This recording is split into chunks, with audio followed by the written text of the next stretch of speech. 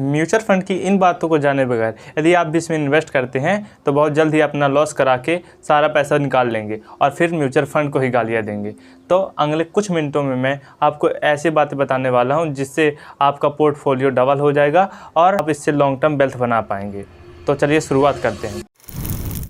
Number 1 पे है cross over point. तो क्रॉस ओवर पॉइंट क्या होता है, इसको समझने के लिए हम पहले ईडी मनी की वेबसाइट पे चलते हैं। तो इस पे आने के बाद हम एक एग्जांपल लेते हैं 20,000 का 20 साल के लिए और 12% दर के साथ।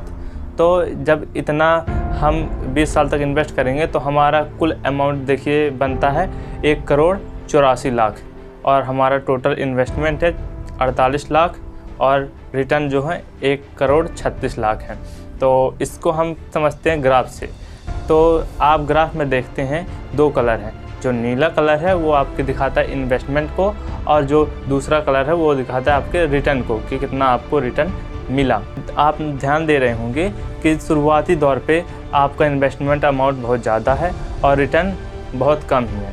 शुरुआती 5 साल में थोड़ा बहुत रिटर्न बढ़ने लगे हैं, 7वें साल थोड़ा और रिटर्न, और जब आप देखते हैं 11वें साल में देखेंगे कि आपका जो इन्वेस्टमेंट अमाउंट है और आपका जो रिटर्न है दोनों लगभग बराबर हैं। 26 लाख इन्वेस्टमेंट अमाउंट है और 26 लाख रिटर्न है। यही पॉइंट होता है जब आपका इन्वेस्टमेंट अमाउंट और रिटर्न बराबर होते हैं, इसी पॉइंट को कहते हैं क्रॉस ओवर पॉइंट। तो यही पॉइंट है जिसके बाद आपका इन्वेस्टमेंट अमाउंट तो कांस्टेंट ही बढ़ता है एक नियत चाल से, पर जो आपका रिटर्न है वो लगातार बढ़ते जाता है। और आप देखेंगे चाहे 14वें साल को ले लो चाहे 18वें साल को, आपका रिटर्न बहुत ज़्यादा हो जाता है और आपका जो इन्वेस्टमेंट वो धीरे धीरे ही बढ़ता है। ये तो रही थ्योरेटिकल बातें, पर क्या रियल लाइफ में भी ऐसा होता है? तो आंसर है बिल्कुल नहीं। बहुत से साल ऐसे होते हैं जहां हमें 10-10%, 20-20% के रिटर्न मिलते हैं और किसी साल एक भी नहीं मिलता या फिर माइनस में चला जाता है। तो इस चीज़ को हम समझेंगे निफ्टी 50 की चार्ट से। तो यहाँ पे हम आते हैं, देखेंगे कि बहुत से साल आपको बहुत ज़्यादा रिटर्न मिल जाते हैं 10-10%, 20-20%, या फिर किसी साल आपको एक भी नहीं मिलते या फिर माइनस में भी चला जाता है। तो किसी किसी का 2 ही साल में क्रॉस ओवर हो जाता है और किसी किसी का 10 साल भी लग जाते हैं। जैसे एग्जांपल के लिए 2005 को लें तो यहाँ भी क्रॉस ओवर 2-2.5 साल के अंदर हो गया था। जिन्होंने 2003 में इन्वेस्टमेंट किया उनका 2005 में क्रॉस ओवर हो गया।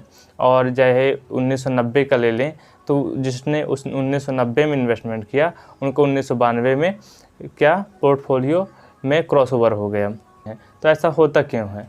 तो इसकी वजह यह है कि जब आप देखेंगे कि 1992 में एक बड़ा मैसिव बुल डाउन आया था जिसके वजह से जिन्होंने 1990 में इन्वेस्टमेंट किया था उनका क्रॉसओवर 2 ही साल में हो गया।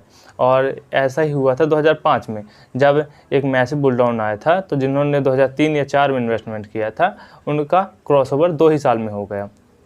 और कभी कभी जब मार्केट एक भी मूवमेंट नहीं करती है, थोड़ा बहुत मूवमेंट करती है, तब आपका क्रॉसओवर होने में 5 साल 10 साल भी लग सकते हैं।